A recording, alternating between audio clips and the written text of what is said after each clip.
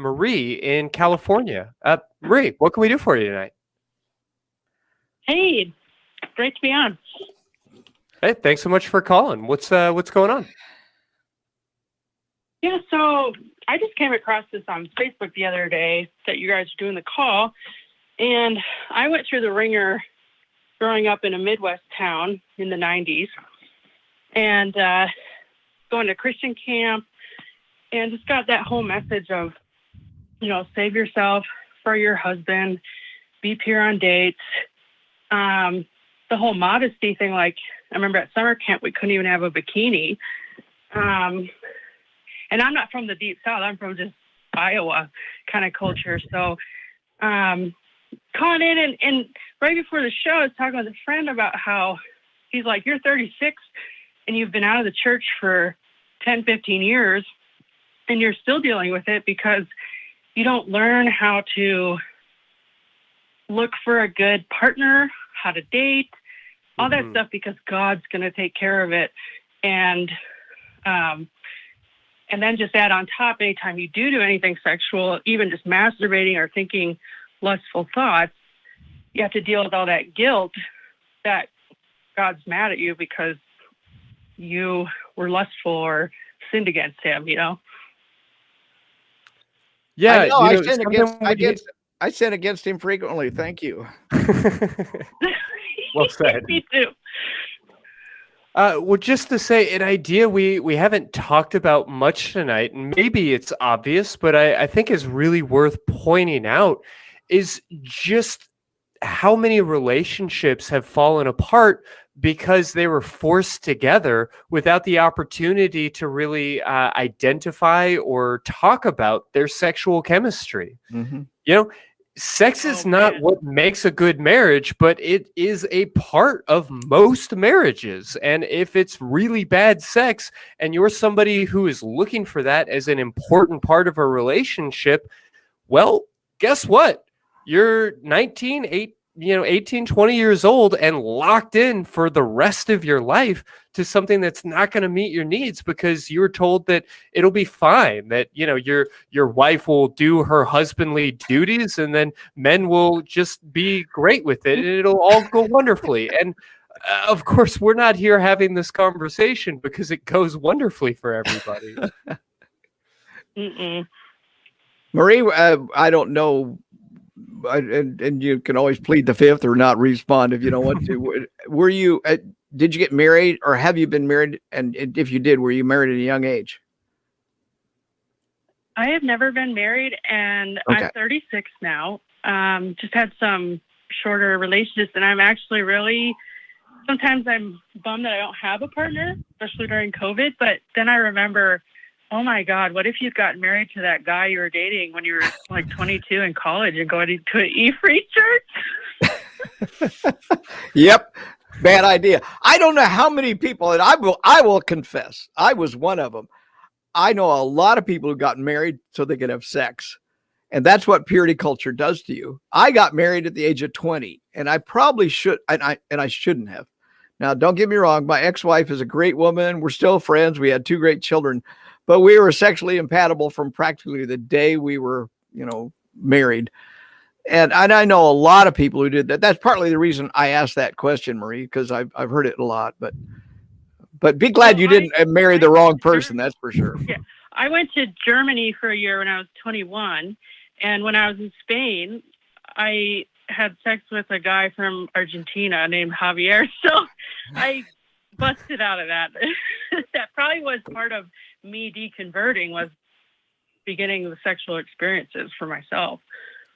Talk about that, would you? Tell us a little bit about how sexuality impacted your deconversion experience. I think that's always interesting to hear. Oh, that's a much better question. I was just thinking that I wanted to hear about Javier from Argentina in Spain. A bottle of wine, a few slices of cheese, and I'm listening to you all night. But no, talk about Darrel's thing. That's probably better. It was a nightclub in Spain on the coast. So there you go. That was pretty cool to me. Yeah. So how it affected deconversion? Well, I think so. I was over in Germany, went on a little vacation to Spain. and then was thrust back into the United States about a month later, back into my college Christian culture. And I just was like, I feel shame and bad about having sex, but it actually opened up a whole new world. And everybody in Germany that was my friends, when I told them I finally lost my virginity, they're like, you have a lot of catching up to do, girl. And it just was so welcoming, and like, they didn't seem to have any problem with it. And so I had to do that cognitive dissonance for a long time of like, well, I think this is technically wrong, but I'm having fun, but oh my God. And I think it just kept cracking and cracking and cracking the foundation. And then I dated a guy later in college who was Catholic, and because I was born again, I went through all this horrible, like, relationship OCD, where you're spinning your wheels wondering, like, should I date this guy? Should I not date this guy? Oh my God, guy's mad at me. And when we finally broke up because of that, although thankfully, because I would have had 10 kids living in Wisconsin, it kept cracking that foundation of like, well, is this really wrong that I'm dating a guy that's Catholic? Like, what the fuck?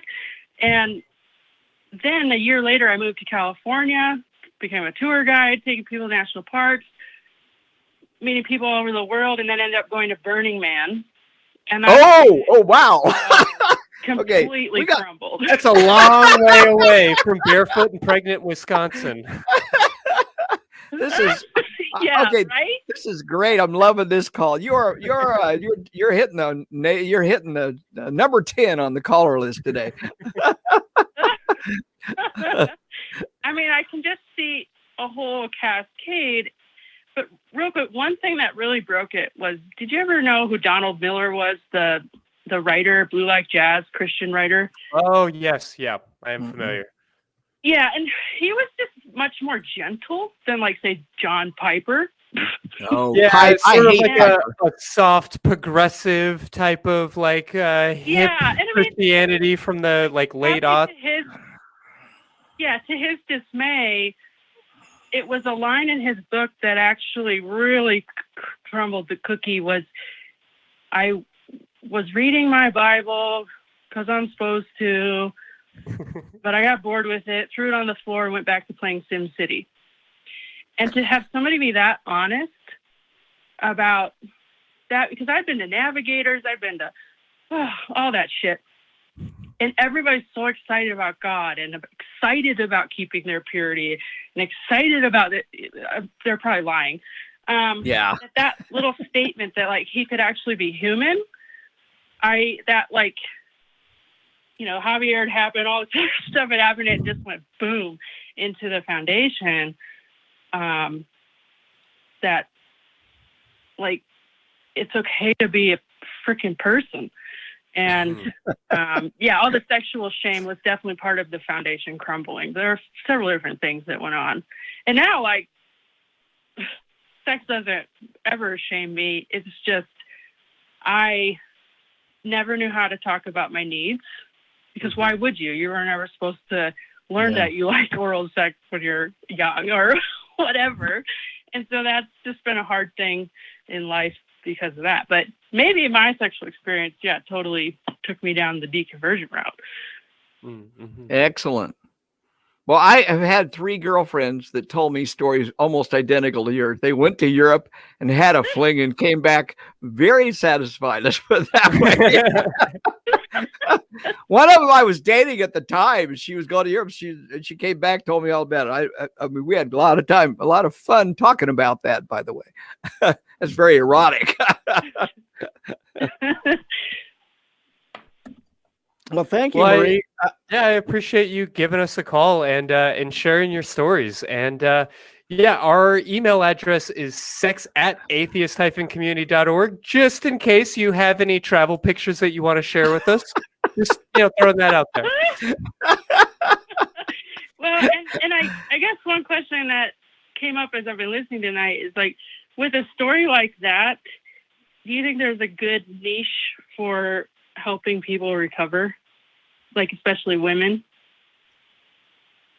Oh, unquestionably. You know, Spiritual, yeah, the sexual fact stuff, that yeah. you've been through it yourself definitely has given you a set of skills on how to come out of it. And, you know, Recovery from Religion is actually a great organization for just that because of the preparation and the training that they offer. So, yeah, I absolutely think that there's not only healing for yourself, but some real resources that you can offer to other folks. Marie, come and volunteer for us. I will guarantee we can find you a place that you can talk to women all day long. We actually have a channel in our community, women only. There's nobody but women are allowed in there, and I'm not even allowed in there. I have no idea what goes on, but I'm told it's a no holds barred kind of place. Yeah. Yeah, that'd be great. So I just go to the volunteer part, huh? Or Yeah, email you guys. hit the volunteer button on our website and do that.